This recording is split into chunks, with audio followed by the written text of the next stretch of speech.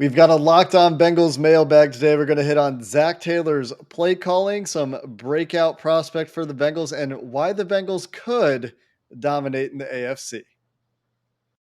You are Locked On Bengals, your daily Cincinnati Bengals podcast, part of the Locked On Podcast Network, your team every day.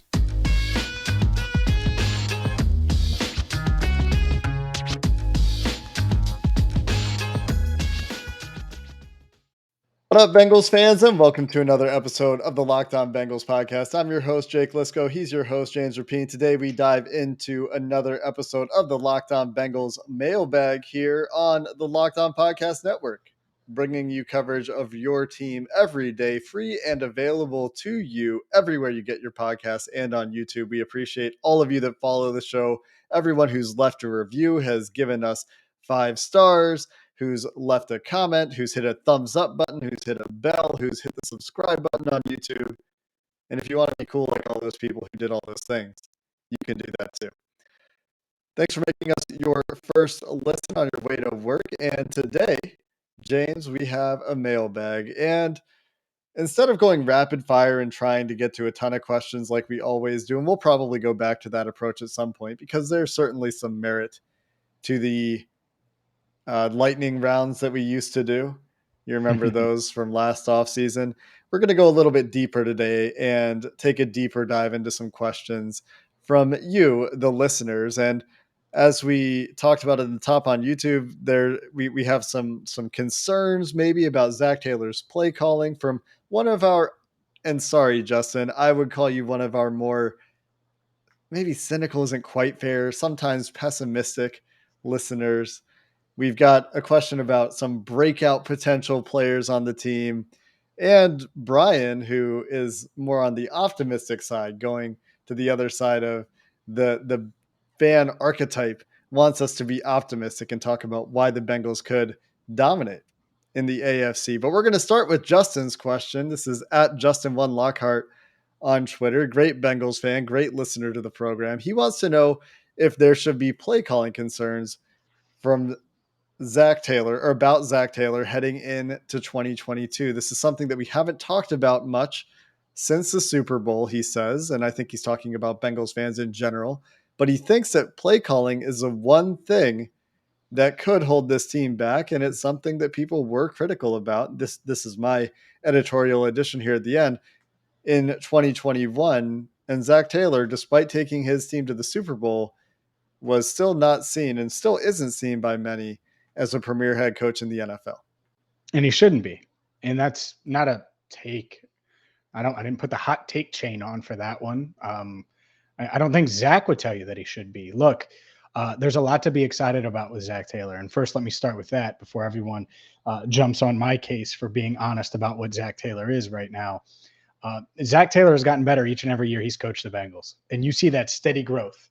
And if he was a prospect that you drafted, you'd feel really damn good going into year 4. And I do. That being said, we're going to learn a lot about Zach Taylor this year. We're going to learn a lot about Brian Callahan and the Bengals coaching staff because for the first time since 2015, when Zach Taylor didn't even get to the University of Cincinnati, I mean, this dude, he was with Miami then, I think, actually. He was with the Dolphins in the coaching staff then. But the Bengals have a real offensive line.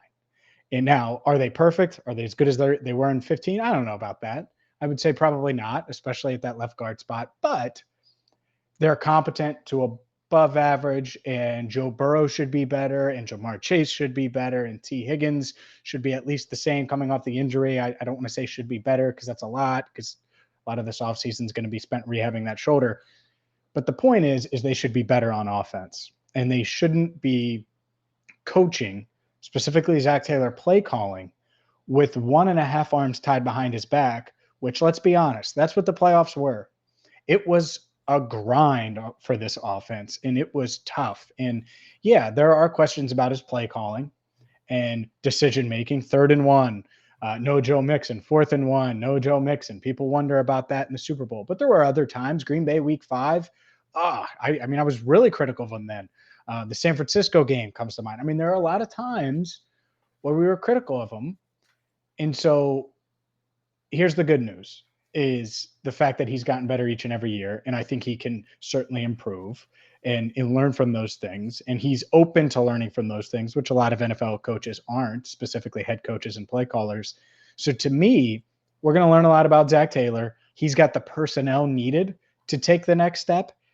And over the past 3 years, we've seen him grow. So why would that not continue in year 4? So absolutely, it's fair to criticize Zach Taylor's play calling to a degree. At the same time, I think he's in position now to shine. I mean, you look at this offense, it's a play caller's dream. If I'm Zach Taylor, if I'm Brian Callahan, I'm like, Brian Callahan got one head coaching interview this past offseason. This dude better get used to it because this offense should be shining and playing at a really, really high level. And I would expect if that happens that he'd be interviewing elsewhere for a bunch of different head coaching jobs next offseason. Yeah, incidentally, CBS Sports just put out today a tier list of NFL offenses, and Jared Dubbin put this together, and he ranked teams in several different categories, and PFF has ranked play callers before as well. But one of the categories is play caller. So it's quarterback, play caller, offensive line, wide receiver, tight end, and running back. And the Bengals are at 3.5 for their play caller, which is a little bit above average, right? Their quarterback's at 4.5. So they're putting the quarterback behind Green Bay and the Chargers and the Chiefs and the Bucks. The Chargers. Yep. People are really That's high on cute. Justin Herbert. It's that time of year. That's cute. My God. The play caller is behind Kevin Stefanski and, the Eagles and Matt LaFleur in Green Bay and Andy Reid and Sean McVay. And that's all fair. There's some other guys that Zach Taylor's behind. But to your point, James, how much of last year did we say they're protecting the offensive line? And it's blatantly obvious, especially in some of those games you even talked about, even in the San Francisco game, where it's right to be critical of him because Joe Burrow put the team on his back but didn't get the chance to do it until too late. Even in that game, the offensive line was struggling and they were trying to protect the offensive line. Shouldn't have to do that as much. And when Riley Reif got hurt, it got worse. And they had to protect the offensive line more than they did before. But consistency with the wide receiver group, adding Hayden Hurst in to replace CJ Uzama, and adding health to the offensive line makes everyone's job easier, from the run game to the passing game to the play action stuff. Hopefully not enduring immediate sacks when Joe Burrow starts to roll out on a play action boot if they choose to go back to that part of the game this year. The playbook opens up. Joe Burrow's ability opens up. He doesn't have to buy time a second and a half into the play now. Maybe it's 2 seconds now. Maybe he has time to get to those backside digs that I joked about a lot last year. Maybe he can complete a 5-step drop, a 7-step drop from time to time. And maybe these ideas allow Zach Taylor to improve as well. Now, the big thing for Taylor is going to be consistency when choosing when to go for it and when to throw the ball and when to run the ball. Because we talked about second down runs last year. We talked a lot about some decisions to go for it were great and other go for it weren't as good. Some decisions to punt were fine. Some decisions to punt were very bad. And so these are the small things that over the course of a year can add up and add a win here or cost yourself a win there. And those are some things that I would like to see Taylor be a little bit better at this year too. But as far as, scheme and sequencing and all of these things, let's see what happens in the first 4 to 6 games this year and see if he does continue to make those improvements that you talked about, James, in all of these areas, but especially in sequencing and when to choose the running play. And how critical are we of those running plays if Joe Mixon is averaging 5 a carry instead of 4 a carry? How different does that look for fans and for us who are obviously impacted some by results and efficiency as well? Because that's really going to be the ultimate, I guess, decision, barometer, scale for Zach Taylor is how efficient is this offense with all of these new pieces. Yeah, they need to be much more efficient, and they're just too talented, right? And so now that this offensive line is what it is, it should take another step. I was 30 points per game last year. That was my Hey, that's what they need to average. Might go up a little bit this year, Jake. It might go up a little. You're already like, man, that's unreal. That's high expectations. Yeah, I'm that's not. right. I would have That's right. said It's high something. expectations. No, I could feel. I'm not even looking at you right now. Your I can feeling feel it. is wrong. I don't know. I don't know. You know what I do know? I know up next we're going to talk about potential second year breakout players. We already know Evan McPherson's the best kicker in the league and Jamar Chase is the best receiver in the league. I say that tongue in cheek, but they're up there. So who else out of the 2021 NFL draft class could break out for the Bengals? We'll dive into that. But first, a word from Bet Online, your one-stop shop for all things sports wagering, whether it's the NBA Finals with the conference finals in full swing, whether it's the 2022 NFL season where, yes, you can wager on the Bengals division chances, you can wager on their Super Bowl chances, or maybe you just have them winning the AFC. You can do that as well. So that's the thing with Bet Online is you're going to get all the props, odds, and wager on anything that you want to sports wise. UFC, boxing, Major League Baseball, they got it all for you. It's a one-stop shop. So go there now, Bet Online, and check out all they have to offer. It's free to sign up on your PC, mobile, tablet, device, whatever it is, cell phone. I use my cell phone usually because it's so easy. So check them out right now at Bet Online, where the game starts. James, before we dive into breakout players, let's talk about reasonable expectations for points per game in 2022, shall we? Is that I think that's a worthy conversation. We're gonna have it. I'm calling fiat here, and we're gonna talk about this really quick. Let's just take a quick look back at team statistics in 2021 for offense. The league leading Dallas Cowboys averaged 31.2 points per game. The Tampa Bay Buccaneers at 30.1 points per game. Those are the only two teams in the NFL in 2021 that cleared 30 points per game. A bunch of Yep. teams were close. Buffalo 28.5, Kansas City 28, the Chargers 27.9, the Bengals 27.1. Did you know the Bengals scored fewer points per game last year than the Patriots by 0.1 points per game? Fun Unacceptable. fact.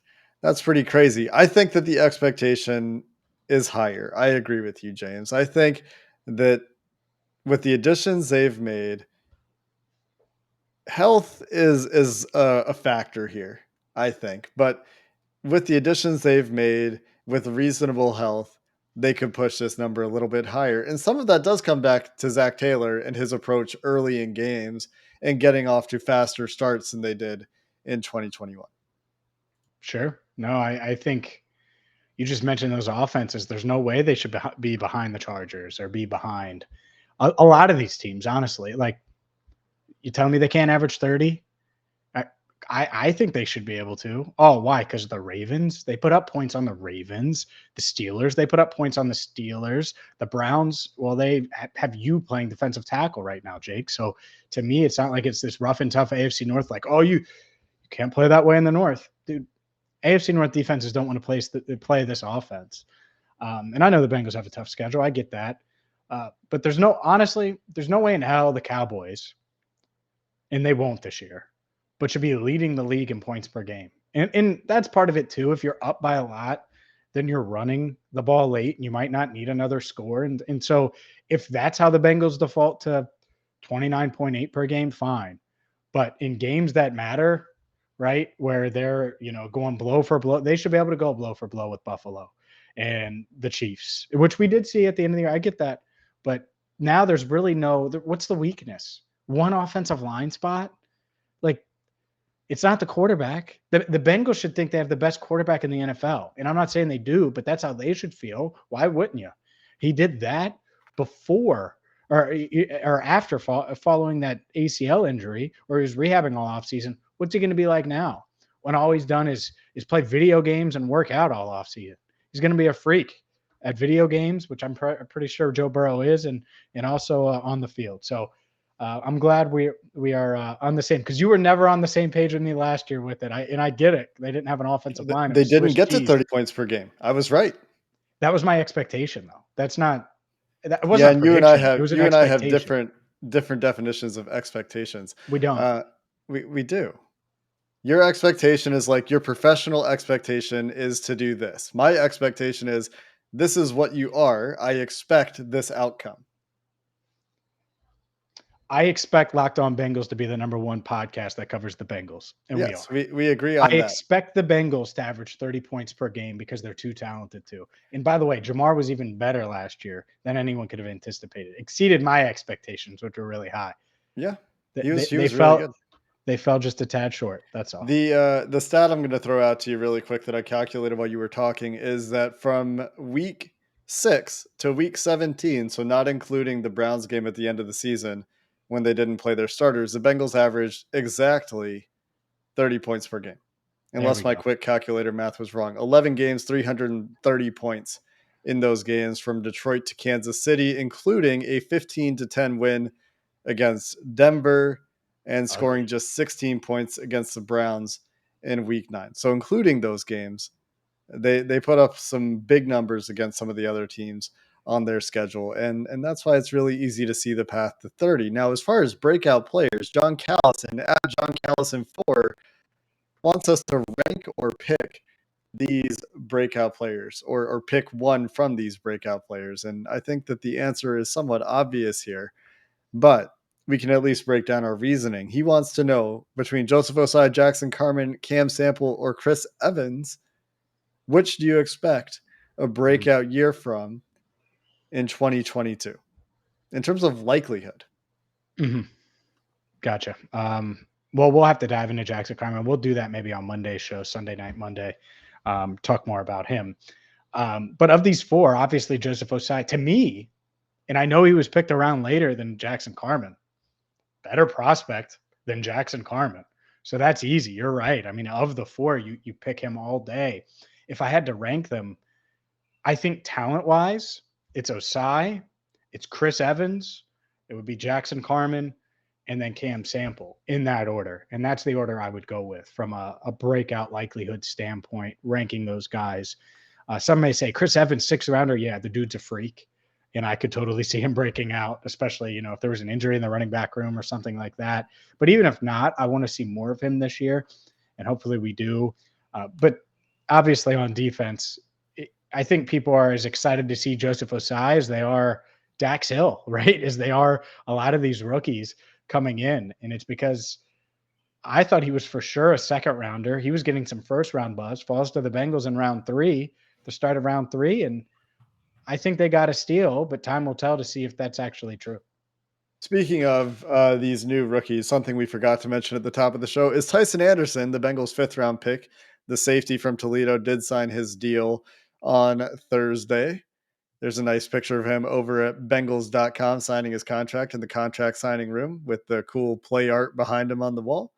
So congratulations to the Bengals' 5th-round pick for securing that guaranteed money that comes with a rookie deal. Exciting stuff there. But to go back to these breakout players, and maybe Tycen Anderson is a breakout on special teams, even though you can't really be a breakout player as a rookie. I agree with your order. It's Osai, Evans, Carman, Sample, but I think there's actually an argument to put Carman ahead of Evans if you're thinking about this from a probabilistic perspective, which is from an opportunity perspective. He's going to go into camp with an opportunity to start right away. And he is the favorite right now. As of May 19th, he is the favorite to start at left guard for the Cincinnati Bengals. And you're right, we'll have to dive in to left guard and Jackson Carman some more, and we'll do that very soon, as you mentioned, maybe on our next show. But Chris Evans might need some help to get onto the field.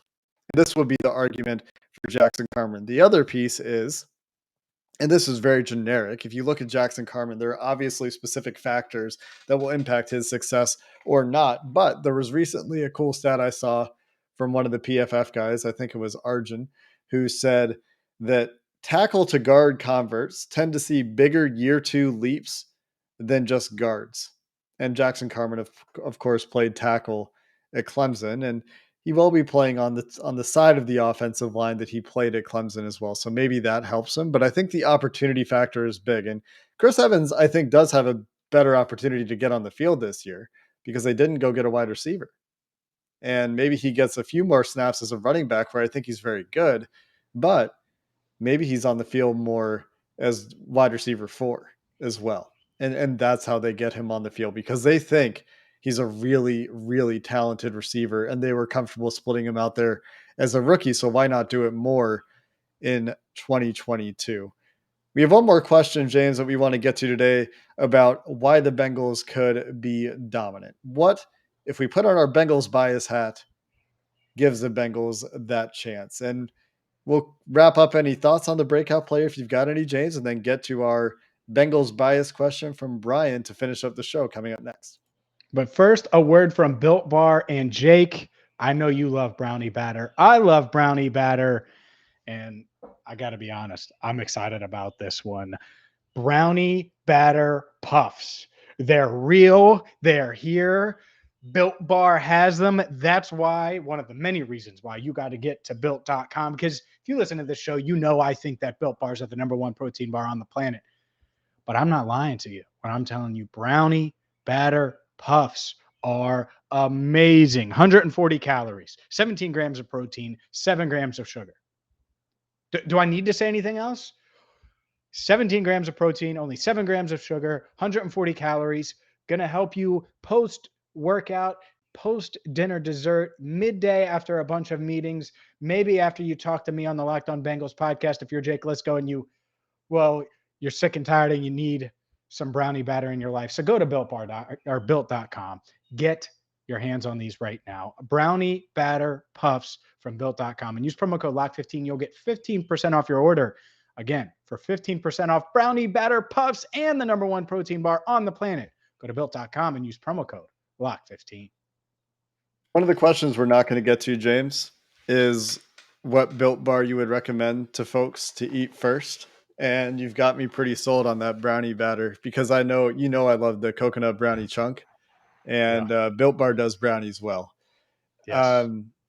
Do you have any other thoughts on the breakout stuff before we move on to the bias scenario question? Not really. No, I would say of the four, eye test wise, Evans is just, including Osai. Like he's just in person. It's like, man, big legs, fast, quick, great hands, natural receiver, all of these things. So I've always been high on him really since rookie minicamp last year.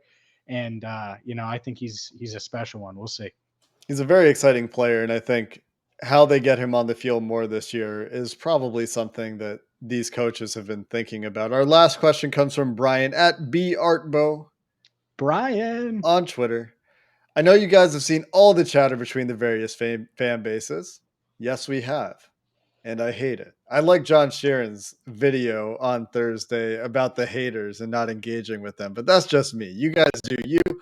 Brian wants us to put on your biased Bengals hat. What makes you think the Bengals will dominate the division and conference this year and beyond? Is a healthy Ravens team a threat? The Steelers with Kenny Pickett? Browns ? Not even any explanation for the Browns. Just Browns? You can tell what Brian thinks of the Browns. James, what do you think? All right. So he said put on the bias hat, right? That's what he did. That's what I'm. All right. So because I can explain why all three of those teams are good, including the Steelers. Like I can do that, but he said explain the bias. And so the bias in fact, I don't need the bias hat. If the Bengals are going to be dominant, it's pretty simple. One, it's because they have the best quarterback in the division, which I do believe. Two, it's because Zach Taylor is Sean McVay. It just took him a few years. And this year you're going to see it because he actually has a competent offensive line with all these weapons. And I wouldn't rule it out. Maybe he just needed a few years, right? And that's it. And it bounced around in college and then went to McVay. And all of a sudden it's working now with these young guys that are buying in. So that could happen. But the offensive line is a huge part of this. Obviously, I think Ja'Marr Chase is special. Top 3, top 4. I mean, I think he's top 5 receiver. Like if you're picking top 5 receivers in the NFL, I would put Ja'Marr in that. He's ahead of guys, old heads like DeAndre Hopkins that would have been there that aren't there anymore. I don't know how you could put him there. And I know it's only 1 year, so Chase is going to have to prove it again. The other part of this is the team was so ahead of schedule and they were doing things that no one expected them to do. And so what the Bengals were probably supposed to do last year after they won the division, even after that, beat the Raiders at home, go to Tennessee and lose. And then add the offensive lineman that they did after Joe Burrow got his head kicked in Nashville, add the offensive lineman that they did and now they're supposed to make a run. So if you want to put like your orange and black hat on why the Bengals are going to be great, well, they got all of this experience. They went through the war and the playoff battles and came within a half second, maybe a second of doing it. And so to me, that's it. And I really don't think I needed to put the bias hat on much. I mean, the Bengals are now, it's a really tough conference. I think it's the second toughest division outside of the AFC West in the NFL. So the opponents are tough. At the same time, the Bengals are really damn good. And I think that they're going to be better this year than they were last year when they were just inches away. Well, more than inches, but seconds away if you give Joe Burrow a second and a half from winning the Super Bowl. Could be inches in terms of hand placement from Quentin Spain. There's your Oh. inches. Football's always a game of inches. You just got to Force him inside, Quentin. Force him inside. Trey is right there. Anyways. Ugh. The Bengals bias hat is obviously hard for me, as listeners to our show know. When I'm pushed to be very biased toward the Bengals, I tend to resist. But James, you make some really good points. If you're going to find the way that they become a perennial superpower in the AFC, it starts with Joe Burrow continuing to be what he was after he started to get comfortable, around the time that they started averaging 30 points per game. And doing that over the course of a season, continuing to get better, developing with Jamar Chase, who, yeah, top 5 receiver. I mean, people are putting Justin Jefferson in the conversation, Cooper Kupp in the conversation, Stephon Diggs. There's probably a couple other guys. Devontae Adams, of course. I'm sure I'm not thinking of others off the top of my head that I would if I took some time to think about it, but he's really good. T. Higgins is probably in the top 20, right? So when you have a top 3 to 5 quarterback, depending on who you agree with, and I think Burrow is more in the 3, 4, 3 or higher conversation, and you have the weapons at wide receiver, and you have an offensive line that should be able to pass block now, and you have a top, 10 running back in Joe Mixon, who's never played behind a good offensive line and never certainly played behind a good offensive line when they had this kind of firepower at wide receiver. Should be an exciting year for Joe Mixon, right? They add pieces to the defense. Could they do a little bit more on the defensive line? Maybe, but they've added a lot of athleticism there, and Lou Anarumo figured out how to deploy guys creatively down the stretch.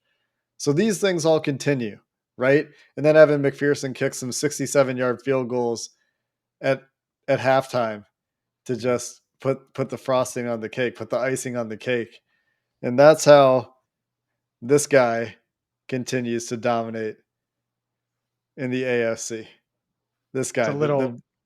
It's an orange and black skull for our audio. Oh yeah, listeners. I picked this up in Mexico. Right. This was the tourist trap thing that got me when I was in Mexico a few years ago. Hey, it makes a lot of sense. Look at you. People are going to get on me now because I don't have a bunch of Bengals gear in my background, and you at least have a skull within arm's length. Within arm's reach. You said to put an orange and black hat on, and this is the closest I could come up with. Yeah, well, no, I get it, and no, look. Taking the bias completely out of it, the Bengals should be right there. They should. Now, it takes some luck. It takes a lot of things to go your way to make another run of the Super Bowl. But should they be there? Yeah, and I think that's another fair expectation going into this season. Yeah, that's the thing is it takes the luck. They could be better, and they could have a worse record. They could still win the division, and they could have a worse record. They could win the division. They could be better. They could lose in the second round, first round of the play. Who knows? Like all of these things are possible because of all the talent we've talked about coming into the AFC, the gauntlet that is the AFC West, the Bills still being good, and maybe one of these other AFC East teams takes a step. Maybe Matt Ryan and the Colts is a thorn in the side of the AFC because I think they are. I think the Colts are an agent of chaos in the AFC, and they're going to win some games that they shouldn't. And I think I was saying that even before they signed Matt Ryan. And Matt Ryan certainly elevates them to the point where they're going to derail some seasons, I think. And there's probably going to be somebody we're not even anticipating, like the Bengals, who came out of nowhere last year to be good. The Browns did add Deshaun Watson, and he could be good at quarterback for them if he's on the field. The Ravens could be much healthier. That can make them a tougher opponent. The Steelers still have a good defense. And even with Kenny Pickett, who might be better than Ben Roethlisberger, they could still easily have a winning record. And so, yeah, when you look at the other side of it, it's easy to see why it will be a challenge and why it's so hard for NFL teams to dominate over long periods of time, because the playing field is so level, parity mechanisms are so strong in the NFL. But the Bengals' management of their cap may put them in a position that, despite all of our moaning about them not going all in, lets them try to sustain it. And that will be the test for them over the next few years, as Joe Burrow's rookie contract is coming to an end, not in too long, in a few years. And the contention window gets a little bit more challenging to manage financially. But until then, it's a really exciting time to be a Bengals fan. This is the best window for them, the rookie QB window that they've had since what, the 80s? I would say so. That's probably going to do it for this episode here of the Locked On Bengals podcast. Like we've talked about a few times, I think we're going to have to talk about Jackson Carman and left guard a little bit next time we convene the podcast. Maybe we'll talk about some of the changes that could be coming for this offense. We hinted at some of them.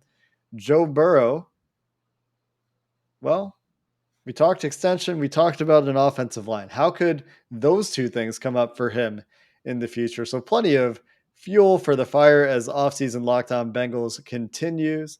Until next time, Bengals fans, thanks for listening. Hoo day, and have a good one.